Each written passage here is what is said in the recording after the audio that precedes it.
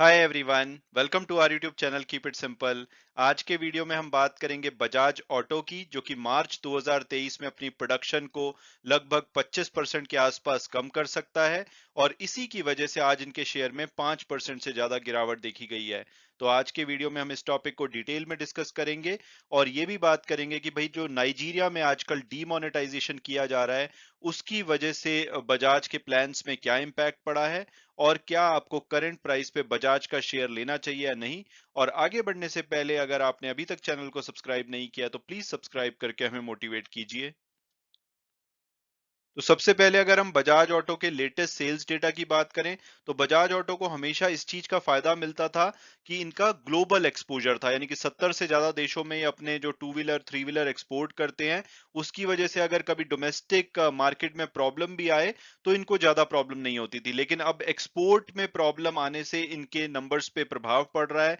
अगर आप जनवरी 2023 का डेटा देखेंगे, तो पिछले साल के मुकाबले इनकी जो ओवरऑल सेल्स है 21% घट करके सिर्फ 2.8 लाख यूनिट रह गई है। और उसमें भी अगर डोमेस्टिक मार्केट में इनकी सेल्स की बात करें तो वो 16% बढ़ी है, लेकिन एक्सपोर्ट मार्केट में इनकी जो सेल्स है वो 47% गिरी है जनवरी 2023 में।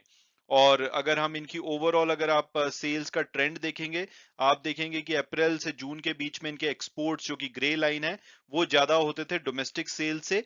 लेकिन उसके बाद से लगातार देखा जा रहा है कि एक्सपोर्ट में कमी आई है और डोमेस्टिक सेल्स कंपनी की बढ़ी है। और जो ओवरऑल एक्सपोर्ट की बात की जाए, तो इन्होंने जून 2022 में 1,90,865 यूनिट बेची थी। और जनवरी 2023 में जो ये सबसे ज्यादा घट करके इस फाइनेंशियल ईयर में 1,06,679 यूनिट्स तक रह गई हैं। और उसकी वजह है जो अफ्रीकन कंट्रीज में प्रॉब्लम चल रही है, जिसको कि हम अगले पेज में डिस्कस करेंगे। इसके अलावा अगर थ्री व्हीलर सेगमेंट की बात की जाए तो वहां पे भी एक्सपोर्ट में 40% की गिरावट देखी गई है। तो ओवरऑल एक्सपोर्ट मार्केट में बहुत ज्यादा मंदी देख रहा है बजाज ऑटो।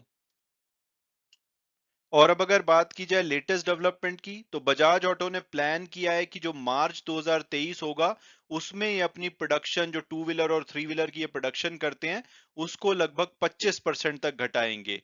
और इसकी सबसे बड़ी वजह माना जा रहा है नाइजीरिया की अनसर्टेनिटीज। आपको पता होगा नाइजीरिया में अभी 25 फरवरी को इलेक्शन हुए हैं।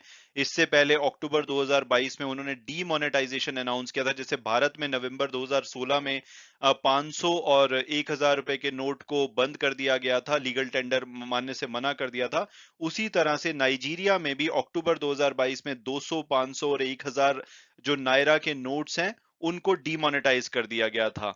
तो इस वजह से जो वहां पे नाइजीरिया में काफी ज्यादा लिक्विडिटी की कमी देखी जा रही है। और नाइजीरिया जो मार्केट है वो बजाज ऑटो के लिए बहुत ही इंपॉर्टेंट मार्केट है। और इसका असर अब बजाज ऑटो में देखा जा रहा है। इसकी वजह से जो मार्च में इनकी जो प्रोडक्शन होगी ओवरऑल व्हीकल की, वो 2,50,000 से 2,70,000 यूनिट रह सकती है। और नॉर्मली अगर हम पहले 9 महीने की, यानी कि अप्रैल से दिसंबर के बीच की एवरेज देखें, तो वो 3,38,000 यूनिट थी। यानी कि इसमें अच्छी खासी कमी देखी जाएगी। और इनकी जो ओवरऑल कैपेसिटी यूटिलाइजेशन है वो 50% से भी नीचे आ सकता है मार्च में, क्योंकि इनकी 5.5 लाख यूनिट पर मंथ की कैपेसिटी है। और अगर ये 2.5 लाख या 2,70,000 यूनिट प्रोड्यूस करते हैं, तो ये 50% से भी कम होगा। तो इसकी सबसे बड़ी वजह, जैसे मैंने बताया, कि नाइजीरिया, जो कि अफ्रीका का सबसे ज्यादा पॉपुलेशन वाला देश है, उन्होंने एक तो डीमोनेटाइजेशन अनाउंस किया था अक्टूबर में। और इसमें जो उनके पुराने नोट थे उसको बदलने की लास्ट डेट 31 जनवरी थी। हालांकि इसको बाद में 20 फरवरी तक बढ़ा दिया गया था, क्योंकि नोट्स ही अवेलेबल नहीं थे नए। तो इसकी वजह से लिक्विडिटी की प्रॉब्लम आ रही है। इसके अलावा जो नाइजीरिया की सरकार है, उनका कहना है कि वो लिक्विडिटी को कंट्रोल करना चाहते हैं, इन्फ्लेशन को कंट्रोल में लाना चाहते हैं और कैशलेस इकोनॉमी की तरफ बढ़ना चाहते हैं, इसलिए उन्होंने डीमोनेटाइजेशन किया है। तो इस वजह से बजाज ऑटो के नंबर्स पे काफी प्रभाव पड़ रहा है। और एनालिस्ट ऐसा मानते हैं कि आने वाले टाइम में भी जो प्रेशर है बरकरार रहेगा। इसके साथ साथ जो करेंसी मूवमेंट के एडवर्स इफेक्ट है और जो डॉलर अनअवेलेबिलिटी है अफ्रीका के देशों में, साउथ एशिया और लैटिन अमेरिका के रीजन में, उसकी वजह से भी इनकी सेल्स पे प्रभाव पड़ सकता है। हालांकि वहीं पे जो अर्बन मार्केट है, खासकर डोमेस्टिक मार्केट, वहां पे इनकी सेल्स बढ़ रही है। साथ साथ में मैरिज सीजन चल रहा है नॉर्दर्न इंडिया रीजन में, और उसकी वजह से आप देखेंगे कि यूपी और बिहार में इनकी डिमांड काफी बढ़ जाती है। तो कुछ पॉजिटिव भी है लेकिन कुछ नेगेटिव भी है। और अब अगर बात की जाए कि भाई इस गिरावट की वजह से क्या इनका शेयर प्राइस अट्रैक्टिव प्राइस पे आ गया है और हमें इसको खरीदना चाहिए या नहीं, तो सबसे पहले अगर हम पास्ट परफॉर्मेंस देखें तो 3 सालों में इन्होंने 25% की रिटर्न दी है।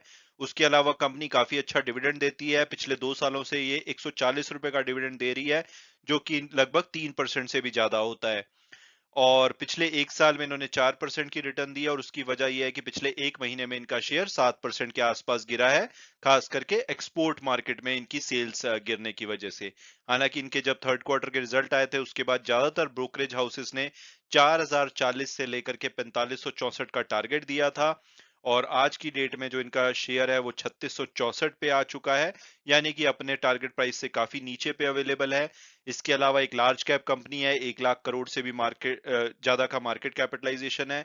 और अगर आप वैल्यूएशन वाइज देखोगे तो दूसरी कंपनीज के मुकाबले इनका वैल्यूएशन काफी अट्रैक्टिव है, चाहे वो टीवीएस मोटर हो, हीरो मोटोकॉर्प हो या दूसरी कंपनीज हो, उनके मुकाबले में इनका वैल्यूएशन अट्रैक्टिव है। रिटर्न ऑन इक्विटी काफी अच्छी है, प्रॉफिटेबल कंपनी है, डेट फ्री कंपनी है।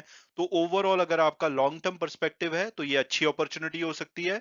तो करंट प्राइस पे या किसी भी गिरावट पे लॉन्ग टर्म पर्सपेक्टिव के साथ आप इसको खरीद सकते हैं, क्योंकि अभी पीछे कंपनी ने बायबैक भी किया था, जिसकी वजह से इनका अर्निंग पर शेयर इंप्रूव होगा, और टारगेट प्राइस भी 4 से 4,500 रुपए के बीच में है। हालांकि वीडियो क्लोज करने से पहले मैं हमेशा की तरह डिस्क्लेमर दूंगा कि जो भी व्यूज है वो मेरे पर्सनल है। अगर आप किसी भी शेयर में इन्वेस्ट करना चाहते हैं तो अपनी फर्दर रिसर्च के बेसिस पे ही कीजिए। Thanks so much for watching the video and God bless you all.